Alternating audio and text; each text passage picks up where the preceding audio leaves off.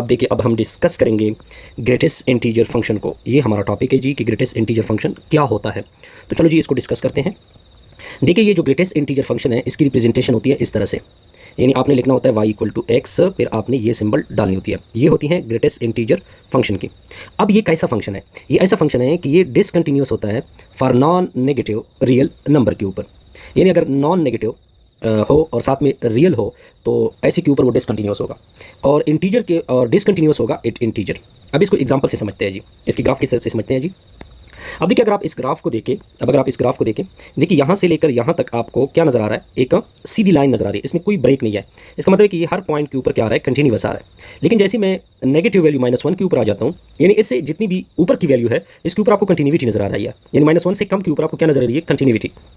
Similarly देखें, -2 बड़ा number है, लेकिन इससे जितने छोटे नंबर है जो कि रियल नंबर है इसके ऊपर आपको क्या नज़र आ रही है? कंटिन्यूटी नज़र आ रही है। तो ऐसे को क्या बोलते हैं? यानी डिसकंटिन्यूटी फंक्शन। अब देखिए, जीरो को देखें, अगर आप जीरो को देखें, देखिए जीरो के ऊपर वो कंटिन्यूटी शो कर रहा है, और जीरो से ऊपर जितनी वैल्यू है उसके ऊपर भी कंटिन्यूटी शो कर रहा है। लेकिन जैसे उस जीरो से बड़ी वैल्यू, जैसे कि फॉर एग्जांपल 1 को ले ले, तो आपको ब्रेक नजर आ रहा है। इसका मतलब है कि इसके ऊपर ये डिसकंटिन्यूअस है। सिमिलरली इस पॉइंट के ऊपर ये कंटिन्यूटी नजर आ रही है, और जितनी भी इससे बड़ी वैल्यू हो जाती है इसके ऊपर, मिसाल के तौर पर ये जो ग्रेटेस्ट इंटीजर फंक्शन होता है, मान लो ये x है, अगर मैं इधर 1 पॉइंट क्या पुट कर लूँ? 3 पुट कर लूँ, सपोज कर ले, तो ये रिवर्स हो जाता है किस पॉइंट के ऊपर?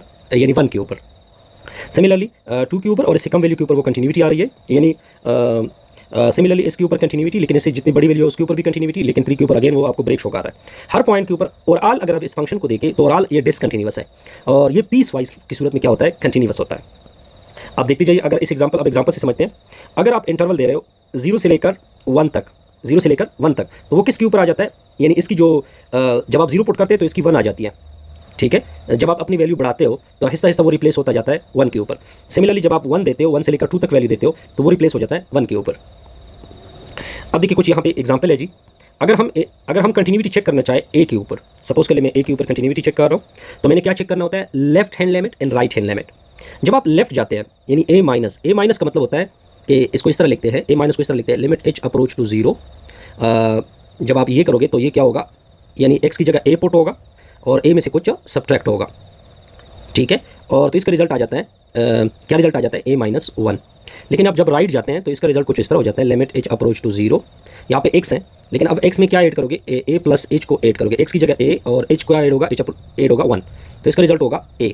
लेकिन अगर आप इन दोनों के लेफ्ट और राइट लिमिट को देखें, क्योंकि ये लेफ्ट लिमिट है और दूसरा राइट है, तो इन दोनों का रिजल्ट क्या नहीं है? आपस में इक्वल नहीं है, तो इस वजह से ये a के ऊपर क्या नहीं है? कंटिन्यूटी इसकी एक्सप्लेन नहीं होगी।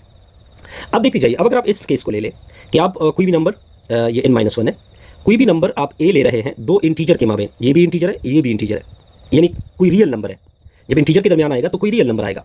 तो अगर हम x अप्रोच टू a-, ये लेफ्ट हैंड लिमिट हो गया, ये राइट हैंड लिमिट हो गया, तो इसी केस में इसका जो रिजल्ट होगा वो n-1 की फॉर्म में आएगा, ठीक है। और n-1 का मतलब कि वो अगेन इस नंबर के ऊपर डाइवर्ट हो जाएगा, यानी वो उसकी तरफ आ जाएगा। तो दोनों सूरत में लिमिट क्या होता है? सेम होता है। यानी नॉन नेगेटिव के लिए कोई मसला, नॉन इंटीजर के लिए कोई मसला नहीं होता। मसला तब होता है जब इंटीजर की बात हो रही हो, ठीक है। तो लिहाजा इसी सूरत में फंक्शन आपका क्या बनता है? कंटिन्यूअस बनता है। ये कुछ एग्जांपल थी जो कि हमने आपके सामने रखा। अब देखिए, अब हमने डिफरेंट ग्राफ को देखना है और उसकी कंटिन्यूटी को क्या करना है? डिस्कस करना है। देखिए, अगर आप फर्स्ट ग्राफ को देखें, अगर आप इस ग्राफ को देखें, इस ग्राफ में आपको कोई होल नज़र नहीं आ रहा। आप देख सकते हैं कि बिल्कुल एग्जैक्टली फ्लैट आ रहा है, तो ये हम लिख सकते हैं कि ये कंटिन्यूअस होगा, कंटिन्यूअस एवरीवेयर। ये हर पॉइंट पर क्या है? कंटिन्यूअस है, ठीक है। अब आते हैं अपनी दूसरी ग्राफ की तरफ। देखिए, अगर आप दूसरी ग्राफ को देखें, अगर दूसरी ग्राफ को मैं थोड़ा सा एलोबोरेट कर दूँ, मसला 0 के ऊपर बनता है। 0 के ऊपर अगर आप देखें इसका ब्रेक बनता है, तो ये भी कंटिन्यूअस होगा एवरीवेयर। एवरीवेयर कंटिन्यूअस है, only at x equal to, except लिख दे, except at x equal to 0। हर पॉइंट पे कंटिन्यूअस है, सिर्फ किस पॉइंट के ऊपर कंटिन्यूअस नहीं है। अब देखिए यहाँ पे क्या होगा। यहाँ पे देखिए, यहाँ पे आपको मैं केस बता देता हूँ। अब देखिए, अगर आप 0 पे देखें, 0 पे इसकी वैल्यू मिल रही है 2, 0 पे क्या मिल रही है? 2। लेकिन जब आप 0 को अप्रोच करते हैं, यानी तो आप देख सकते हैं कि इसकी वैल्यू आपको मिल रही है, यहाँ पे आपको ब्रेक नज़र आ रहा है, ठीक है। तो यहाँ पे आपको 1 मिल रहा है। इन अदर वर्ड, जब आप लिमिट x अप्रोच टू 0 कर रहे हो f ऑफ x, तो आपको 1 मिल रहा है।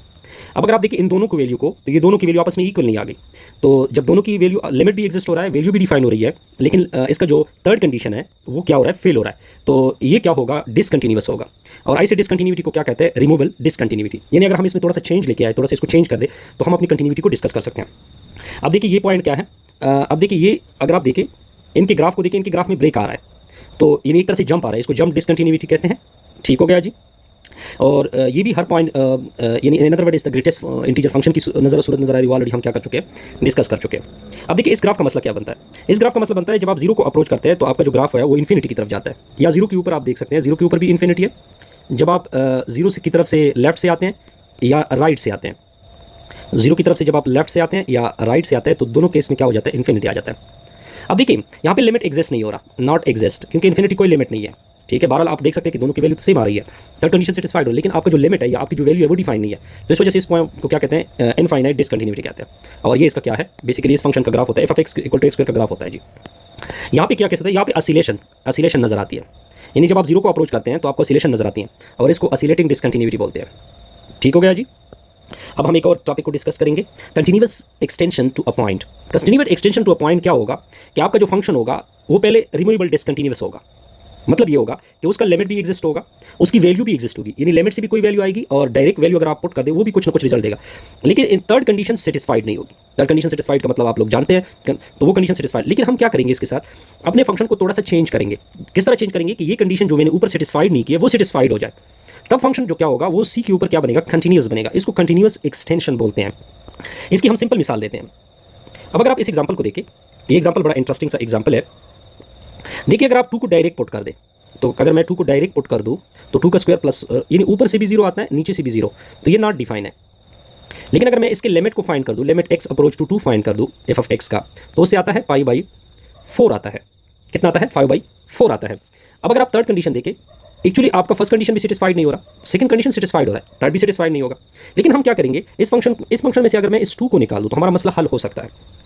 तो अगर मैं अपनी डिसकंटिन्यूटी को रिमूव करना चाहता हूँ, मैं फंक्शन को इस तरह डिफाइन करूंगा, x - 6 के नीचे x² - 4, ये x is not equal to 2, और दूसरा क्या करूंगा 5/4 x = 2।